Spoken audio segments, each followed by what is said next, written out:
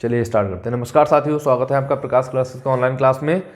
और आज हम लोग पढ़ेंगे उत्तर प्रदेश पुलिस कांस्टेबल भर्ती और लेखपाल के लिए संख्या पद्धति के महत्वपूर्ण प्रश्न, जिसमें पहला क्वेश्चन है हमारा, देख लीजिए। मोहन के फार्म में मुर्गियों तथा सूअरों की कुल संख्या 37 है, उनके पैरों की संख्या 98 है, तो मोहन के फार्म में मुर्गियों तथा सूअरों की संख्या ज्ञात कीजिए।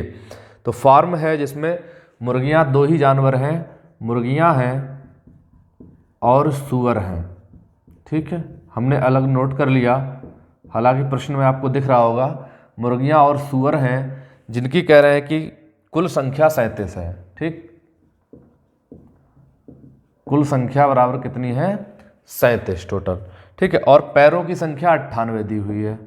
ठीक है, पैरों की संख्या बराबर दी हुई है 98। हमें क्या करना है? हमें मुर्गियों की संख्या निकालनी है, मुर्गियों की। अगर आप लोग मुर्गियों की संख्या निकालने चाह रहे हैं तो क्या करेंगे? आपको ये पता होना चाहिए मुर्गियों के पैर कितने होते हैं। ठीक है, मुर्गियों के देखो 2 पैर होते हैं और सूअर के होते हैं 4 पैर। ठीक, हमें करना क्या है? जो पैरों की संख्या हमारी दी हुई है 98, तो ये हमने 98 नोट कर ली। अगर हम मुर्गी निकालने जा रहे हैं तो मुर्गी को रोक लेंगे और सूअर की गुणा करेंगे।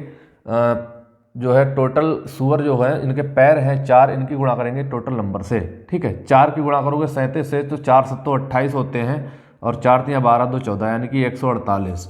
148 और वटे में हो जाएगा 2। 2 कैसे आया? इन दोनों का जो अंतर है। ठीक है, 4 में से 2 गया, कितना बचा? 2। अब देखिए हम घटा लेंगे, 98 में से 148 घटाएंगे, माइनस का बचेगा। यहाँ माइनस से कोई फर्क नहीं पड़ता है, यानी कि 98 में से 148 का कितना बचा? 50।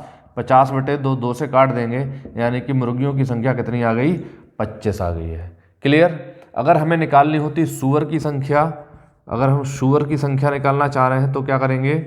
तो सूअर की संख्या निकालोगे तो 98 माइनस करोगे, जो पैरों की संख्या है 98 वो तो यही रखेंगे, माइनस करोगे। अगर सूअर की संख्या निकालना चाह रहे हो तो सूअर को छोड़ दोगे, मुर्गी की गुणा करोगे इस 37 के साथ। ठीक है, तो 37 की 2 के साथ गुणा करेंगे, 37 दूनी हो गया 74।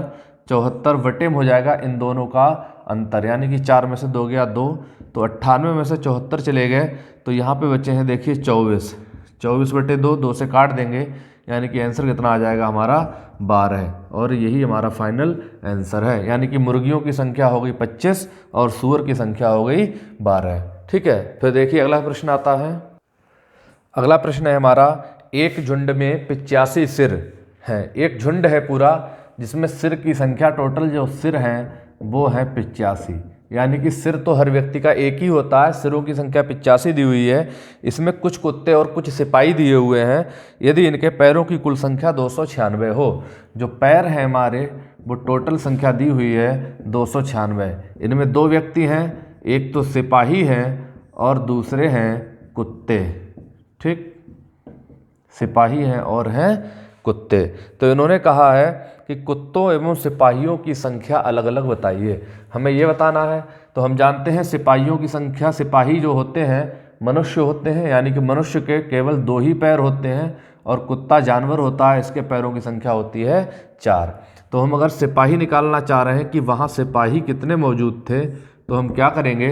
296 हमारे पैर हैं, पैरों में से घटा देंगे। अगर हम सिपाही निकालना चाह रहे हैं तो सिपाही को छोड़ देंगे, कुत्तों की गुणा करेंगे सिर के साथ से। ठीक है, तो कुत्तों की गुणा करोगे सिर से, कुत्ते के 4 पैर होते हैं, 4 की गुणा 85 से करोगे, यानी कि 4 पंजे 20 हो गया, और 4 अट्ठो 32 और 2 हो गए 34, और वटे में हो गया इन दोनों का अंतर, यानी कि 4 में से 2 गया, कितना बचा?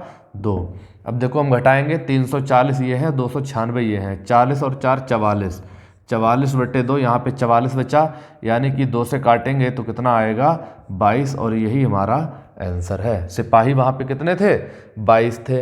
अगर हमें निकालने हैं कुत्तों की संख्या, अगर निकालनी होती, कुत्ते कितने थे वहाँ पे? अगर आपको कुत्ते निकालने थे तो आप चाहें तो टोटल सिर में से 22 सिपाही घटा दो, कुत्तों की संख्या निकल आएगी। अन्यथा में आप अगर अलग से निकालना चाहते हैं तो हमारा वही मेथड है, 296, यानी कि पैर हमारे कितने हैं? 296 है। माइनस करेंगे, कुत्ते निकाल रहे हो तो कुत्तों को छोड़ दो, इस सिपाही की गुणा कर दो 85 के साथ। 85 की जब 2 से गुणा करोगे तो 85 दूनी होता है 170, और बटे में इन दोनों का अंतर, यानी कि 4 में से 2 गया, कितना बचा 2। ठीक, अब यहाँ पे हम घटाएंगे तो ये 170 है, ये है 296, कितना बचा 6 रह गए, 9 में से 7 गया 2, 2 में से 1 गया 1, 126 बटे 2, यानी कि 2 से काटेंगे 2 छंग 12, 2 3 6, 63 हो गया। यानी कि टोटल नंबर ऑफ डॉग्स यानी कि कुत्तों की संख्या कितनी है 63 है, और सिपाहियों की संख्या कितनी है वहाँ पे 22 है। ठीक है, आसान सा प्रश्न है, समझ में आया होगा। चलिए अगले प्रश्न पे बढ़ते हैं हम लोग। अगला प्रश्न है हमारा कि 1 से 90 तक की संख्याओं में 7 कितनी बार आता है। ठीक है, तो 1 से लेके 90 तक, 1 से 90 तक के संख्याओं में 7 कितनी बार आता है। ठीक, हमें ये बताना है। तो क्या करेंगे, हम 1 से लेकर 90 तक की संख्याएं लिखेंगे, तब 7 देखेंगे कितनी बार आया है, ऐसा नहीं करना है। हमें देखना है कि 1 से अगर हम स्टार्टिंग करते हैं तो 7 आता है, फिर 17 में आता है, फिर 27 में आता है, फिर 37 में आता है, फिर 47 में आता है, फिर 57 में आता है, फिर 67 में आता है, इसके बाद 70, ठीक, 71, 72, 73, 74, 75, 76, 77, 78, 79, 79 के बाद एक आता है 87। ठीक है, कितनी संख्याएं हो गई, 1 2 3 4 5 6 7 8 9 10 11 12 13 14 15 16 17 18। ठीक है, 18 हो गई, 87 तक हो गया, 1 2 3 4 5 6 7 8 9 10 11 12 13 14 15 16 17 18, 18 ये हो गया। यहाँ पे देखो 7 2 बार आया है, यानी कि टोटल कितना हो गया 19 बार। ठीक, यानी कि 1 से लेकर 90 तक की संख्याओं में जो 7 आता है वो टोटल आता है 19 बार। ठीक है, यानी कि कोई भी संख्या ले लीजिए, 7 ही नहीं, 2 आ जाए, 3 आ जाए, 4 आ जाए, 5 आ जाए, यानी कि 2 से लेकर 9 तक की कोई भी संख्या आती है तो वह सिर्फ 19 बार ही आएगी। कहाँ, 1 से लेकर 90 तक में। ठीक है, इतनी बात क्लियर। अगला प्रश्न देखिए। अगला प्रश्न है हमारा, यदि 34p7 11 से विभाजित है तो p का मान क्या होगा। प्रश्न है, यदि 34p7 11 से विभाजित है तो हमें बताना है कि p बराबर क्या होगा। ठीक है, तो देखो 11 का नियम हम लोग जानते हैं क्या होता है। 11 का नियम होता है कि सम और विषम स्थानों के अंकों का अंतर या तो 0 होना चाहिए या फिर 11 होना चाहिए। तो हम इसे जोड़ेंगे, एक सिंपल सी डिजाइन बनाएंगे, 7 और 4 कितना हो गया 11, माइनस लगाएंगे और यहाँ 3 के साथ में है p, यानी कि 3p है। ठीक है, तो 3 गुणा p ये हो जाएगा, यानी कि 8 माइनस 3 कर लेंगे, यहाँ पे पता नहीं क्या है, बराबर 11 माइनस 3 कर लेंगे, 11 में से 3 गया, कितना बचा 8। यानी कि यदि हम यहाँ पे 8 लगा लें p के स्थान पर, p बराबर 8 मान लें, तो भी यहाँ पे 11 माइनस 11 हो जाएगा, क्या बचेगा 0, और ये संख्या विभाजित हो जाएगी, यानी कि p के स्थान पे क्या आएगा 8 आएगा। ठीक, फिर अगला प्रश्न है, देखिए अगला प्रश्न है, 20 और 50 के बीच की 20 व 50 के बीच की सभी अभाज्य संख्याओं का हमें निकालना है औसत। ठीक है, 20 से 50 के बीच की पहले तो सभी अभाज्य संख्याएं लिखिए कौन कौन सी होती हैं। तो 20 से 50 के बीच की सभी अभाज्य संख्याएं होती हैं। पहली आती है देखिए 23, फिर आती है 29, 29 के बाद आती है 31, ठीक है, 31 के बाद आती है 37, 37 के बाद आती है 41, और 41 के बाद आती है 43 और 47। ठीक है, ये हो गई आपकी अभाज्य संख्या। कितनी हो गई आपके 1 2 3 4 5 6 और 7 हो गई। इन सभी का योग करोगे तो जो योग आएगा वो आएगा देखो 251, 251 बटे 7, यानी कि हम निकाल रहे हैं औसत।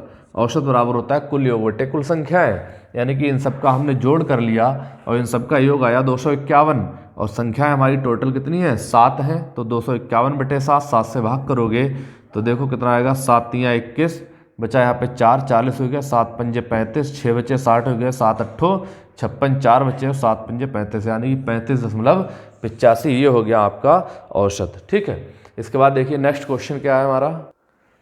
अगला प्रश्न है, यदि किसी संख्या 280 से विभाजित करने पर 115 शेषफल देती है तो वही संख्या 35 से विभाजित की जाए तो शेषफल क्या होगा। यदि कोई संख्या है 280 से भाग दिया जा रहा है तो 115 शेषफल बचता है, 35 से भाग दिया जाए तो क्या शेषफल है बचेगा। तो ऐसे प्रश्न में आप शेषफल को उस शेषफल से भाग कर देना, यानी कि 35 से भाग करना है हमारे लिए 115 के लिए।